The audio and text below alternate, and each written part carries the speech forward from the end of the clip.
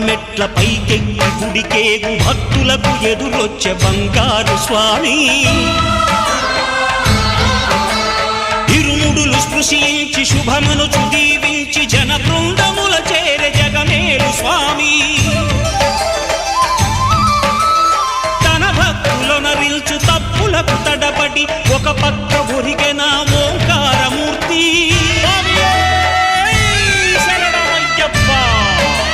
స్వాములందరూ తనకు సాయము కాగా ధీమంతుడై లేచే ఆ కన్య స్వామి పట్టబంధము వీడి భక్తతతికై